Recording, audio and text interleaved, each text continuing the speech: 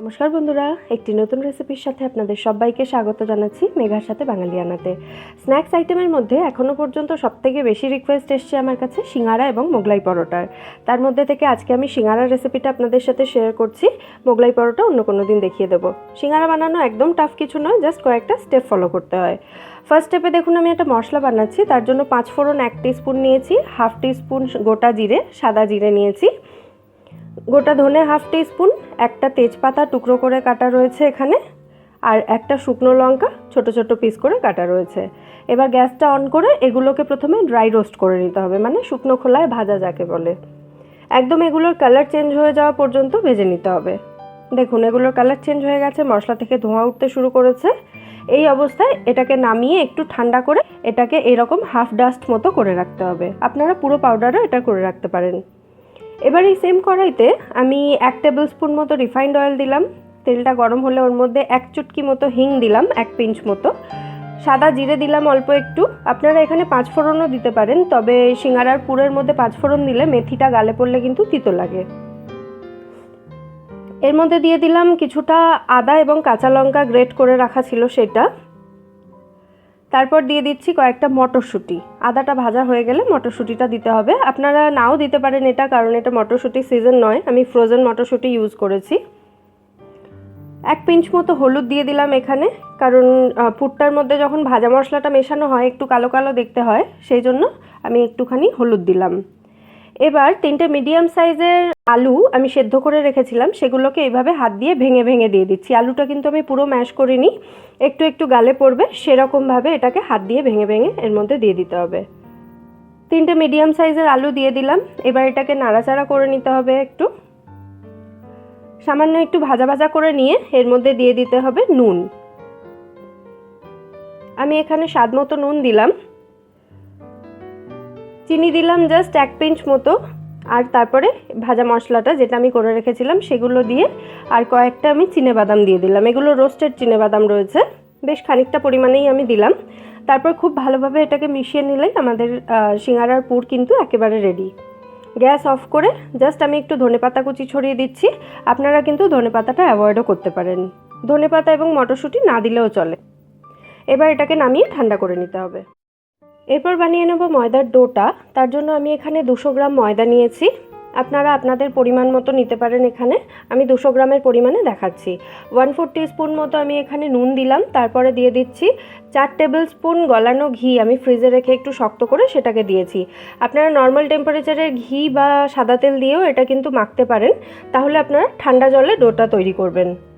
ঘিটা দিয়ে মাখানোর পর দেখুন মুঠো করলে এটা এরকম হয়ে যাচ্ছে এবং একটু চাপ দিলেই এটা ভেঙে যায়। তার মানে কিন্তু এর মধ্যে ঘিটা একদম ঠিক পরিমাণে হয়েছে। যদি তা না হয় তাহলে আপনারা আরও খানিকটা ঘি এর মধ্যে অ্যাড করতে পারেন। এবার নর্মাল টেম্পারেচারে জল দিয়ে, একদম অল্প অল্প জল দিয়ে আমি এটার একদম টাইট একটা ডো বানিয়ে নেব। আর ডোটাকে কিন্তু খুব বেশি মাখার দরকার নেই, আমি পুরো মাখাটাই একটু ফাস্ট ফরওয়ার্ড করে দেখিয়ে দিলাম যাতে আপনাদের বুঝতে সুবিধা হয়। 2-3 মিনিটের বেশি এটাকে মাখার দরকার নেই, জাস্ট এটা বাইন্ড হয়ে যাবে। এইভাবে বাইন্ড হয়ে গেলে এটাকে ঢাকা দিয়ে রেখে দিতে হবে আধ ঘন্টা মতো রেস্ট করার জন্য। এবার আসছি ফাইনাল স্টেপে। আমাদের পুরটাও এখানে ঠান্ডা হয়ে গেছে এবং ডোটাও এখানে রেস্ট করে নিয়েছে আধ ঘন্টা মতো। এখন দেখুন ডোটা একটু নরম হয়ে গেছে। এবার এই ডোটাকে মিনিট খানেক আরও আমরা হাত দিয়ে খুব ভালোভাবে মেখে নেব। প্রথমে জাস্ট বাইন্ড করলেই হবে এবং পরে এভাবে মেখে নিলে হবে।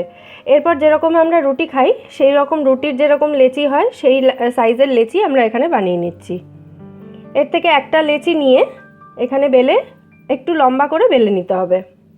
তেল বা ময়দা কিছুই লাগবে না, যেহেতু যথেষ্ট পরিমাণে ঘি রয়েছে এর মধ্যে।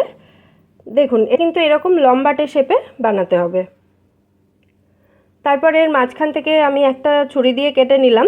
এটা থেকে 2টো সিঙ্গারা তৈরি করা যাবে। আর এটা কিন্তু রুটির থেকে একটু বেশি মোটাই রয়েছে, খুব বেশি পাতলা করে বেলা যাবে না। এবার এর যে দিকটা সমান আছে সেই দিকটার অর্ধেকটাতে আমি একটু জল দিয়ে নিচ্ছি। আমি ঘুরিয়ে নিয়েছি এটা যাতে আপনাদের বুঝতে সুবিধা হয়। এবার এই যে সমান দিকটা এটাকে ওপর দিকে ধরবেন, ধরে বাঁ হাতেরটা এইভাবে ধরে যে দিকটা জল আছে সেটা ওপর দিকে আটকে দিয়ে খুব ভালোভাবে আঙুলের সাহায্যে এভাবে প্রেস করে দেবেন যাতে খুব ভালো করে এটা সিল হয়ে যায়। জল দেওয়াটা কিন্তু ভীষণই ইম্পর্টেন্ট। জল দিয়ে সিল না করলে তেলে দেওয়ার পরে কিন্তু সিঙ্গারা খুলে যাবে। খুব ভালো করে চেপে চেপে এটাকে সিল করে দেবেন, তাহলেই দেখবেন খুব ভালোভাবে আটকে যাচ্ছে এবং এটা একটুও খুলবে না। তৈরি হয়ে গেল আমাদের সিঙ্গারার কোন। এর মধ্যে তৈরি করে রাখা ফিলিংটা ভরে দিতে হবে। তারপর একটা স্পুন বা আঙুল দিয়ে এভাবে ফিলিংটাকে একটু চেপে চেপে দিতে হবে, যাতে এর মধ্যে খুব ভালোভাবে এটা সেট হয়ে যায়। এর মধ্যে জায়গা যদি থেকে যায় তাহলে কিন্তু তেলে দেওয়ার পর সিঙ্গারা ফুলতে শুরু করবে আর ঠিকঠাক ভাজা হবে না। যেটুকু জায়গা বাকি রয়েছে আমি পুরোটাতেই জল লাগিয়ে দিলাম। তারপর যে দিকটা বেশি রয়েছে সেদিকটা প্রথমে এইভাবে ভাঁজ করে এটাকে টেনে উল্টো দিকেরটার সঙ্গে আটকে দিয়ে খুব ভালো করে সিল করে দিতে হবে। এইভাবে চেপে চেপে এটাকে খুব ভালো করে সিল করতে হবে, তা না হলে কিন্তু তেলে দেওয়ার পর এটা খুলে যাবে। আর জল দেওয়ার পর আঙুল দিয়ে একটু ঘষে দিলে এটা কিন্তু একটু স্টিকি হয়ে যায়, তাতে সিল করতে সুবিধা হয় আর সিলিংটা খুব ভালো হয়। তৈরি হয়ে গেল আমাদের সিঙ্গারা। দেখুন কি সুন্দর বসে রয়েছে, একটুও নেতিয়ে পড়ছে না বা শুয়ে পড়ছে না। এইভাবে বাকি সিঙ্গারাগুলো আমরা বানিয়ে নেব। এখানে আরও একটা সিঙ্গারা আমি আপনাদেরকে বানিয়ে দেখিয়ে দিচ্ছি বোঝার সুবিধার জন্য। প্রথমে সমান দিকটাকে এভাবে দিয়ে একটা কোণ তৈরি করে নিলাম। খুব ভালোভাবে এটাকে স্টিক করে দিতে হবে। তারপর এর মধ্যে পুর ভরে দিতে হবে। পুরটাকে খুব ভালোভাবে এভাবে চেপে চেপে সেট করে দিতে হবে। জল দিয়ে এভাবে আঙুল দিয়ে ঘষে ঘষে একটু এটাকে স্টিকি করে দিয়ে তারপর দুটো পার্ট একসঙ্গে নিয়ে এভাবে সিল করে দিতে হবে। মাথাটা আবার সরু করে দিলাম এবং এখানে আমাদের সমস্ত সিঙ্গারাগুলো এইভাবে তৈরি হয়ে গেছে। আর দেখুন কত ওবিডিয়েন্ট এরা, চুপচাপ কিন্তু বসে রয়েছে, কেউ নেতিয়ে পড়ছে না।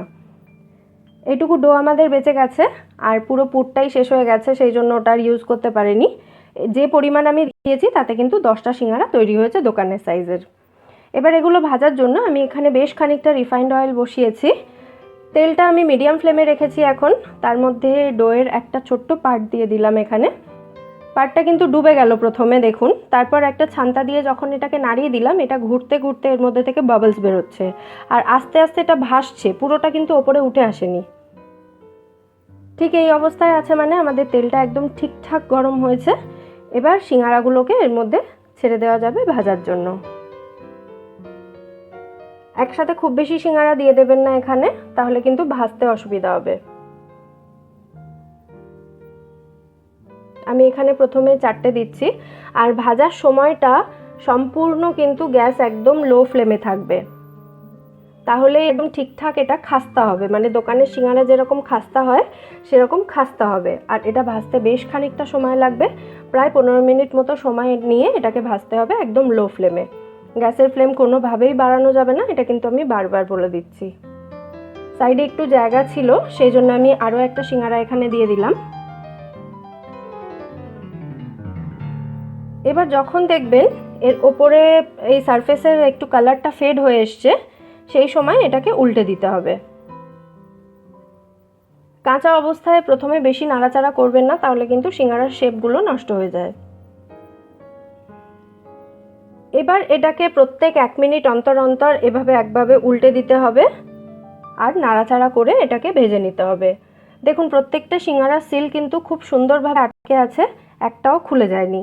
এভাবে প্রায় 15 মিনিট ধরে এটাকে ভাজতে হবে। আর গায়ে একটু একটু এগুলো ফেটে ফেটে গেছে, মানে বুঝতে পারছেন খুব ভালো খাস্তা হয়েছে। স্পুনের ধাক্কাতে এগুলো ফেটে গেছে, নিশ্চয়ই দেখতে পাচ্ছেন।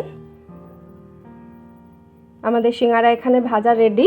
খুব সুন্দর একটা গোল্ডেন ব্রাউন কালার এসছে। এবার এটাকে তুলে নিতে হবে তেল থেকে। ভালো করে তেলটা ঝরিয়ে আমি একটা পেপার টাওয়েলের ওপরে এটা দিয়ে দিলাম। প্লেটের ওপরেও দেখুন খুব সুন্দর কিন্তু এটা বসে আছে, শুয়ে পড়েনি।